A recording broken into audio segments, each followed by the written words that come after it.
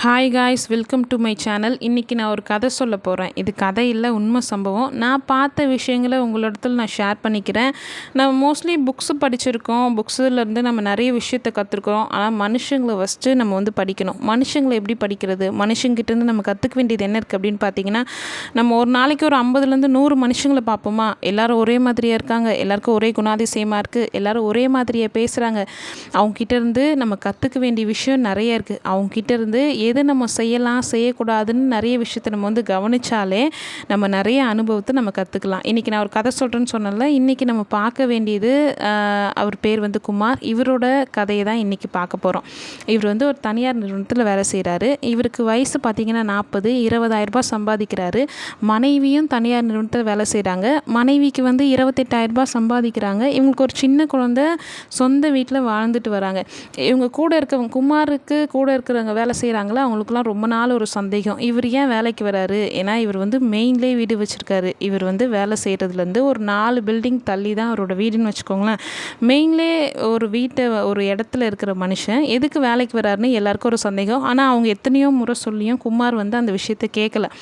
எதுக்கு கேட்கலனா, இவருக்கு கம்ஃபர்ட்டான லைஃபு, லேசினஸ்ஸு, கம்ஃபர்ட்டாக இருக்கணும், நம்ம எதுக்கு ஒரு தேவையில்லாத விஷயத்தில் ரிஸ்க் எடுக்கணும் அப்படின்னு யோசித்து அவரோட வயசையும் வீணாக்குறாரு, அவரோட உழைப்பையும் வீணாக்குறாரு. நம்ம யாருக்கோ ஒருத்தவங்களுக்கு வேலை செய்கிறோம், அவங்கள டெவலப் பண்ணிக்கிறாங்க, நம்ம வேலை செய்கிறதுக்கு உண்டான காசு வாங்குகிறோம், அது தப்பில்லை. இப்போ நம்மக்கிட்ட சில விஷயம் நமக்கு நம்மக்கிட்டே சில ஆப்பர்ச்சுனிட்டி இருக்குது, நம்மக்கிட்டே சில விஷயம் இருக்குது, அதை எப்படி பயன்படுத்திக்க நமக்கு தெரியணும்.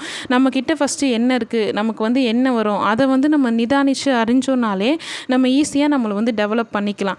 இன்னொருத்தவங்கள டெவலப் பண்ணிக்கிறதுக்கு யோசிக்கிற நம்மளை டெவலப் பண்ணிக்கலான்னு எப்படின்னு யோசிச்சோன்னாலே நம்ம ஃபினான்ஷியல் வைஸ் நம்ம யார்ட்டையும் போய் நம்ம நிற்கணும்னு அவசியம் இல்லை. இப்போ நம்ம ஒரு இடத்துல வேலை செய்கிறோம், நமக்கு ஏதாவது ஒரு பிரச்சனை இல்லை, நமக்கு வயசாகிடுச்சுன்னா அந்த இடத்துல நம்மளால் ஸ்டேபிளாக இருக்க முடியாது. அதுக்கு முன்னாடியே நம்மக்கிட்டே இருக்கிற விஷயங்களை வச்சு நம்ம அழகாக நம்ம எப்படி டெவலப் பண்ணிக்கலாம் அப்படின்றது குமாருக்கு தெரில. அவர் மெயின்லேயே இருக்கார். அவர் ஓன் பிஸ்னஸ் பண்ணணும் இல்லை, அதை பற்றி அவருக்கு தெரியாமல் கூட இருக்கலாம். ஆனால் அது தெரிஞ்சவங்ககிட்ட அதை ஈஸியாக வாடகை விட்டு அவர் இன்னும் நல்லா சம்பாதிக்கலாம். ஒரு ஹோட்டலோ, டீ கடையோ, ஐஸ்கிரீம் பார்லரோ, இந்த மாதிரி ஏதாவது வச்சுருக்கலாம். அதுலேருந்து அவருக்கு எக்ஸ்ட்ரா இன்கம் வரும். இல்லை பார்ட் டைம் பண்ணியிருக்கலாம், இல்லை வேறு யாருக்காவது வாடகை விட்டுருந்தால் அவருக்கு இன்னும் எக்ஸ்ட்ரா அமௌண்ட் வந்திருக்கும்.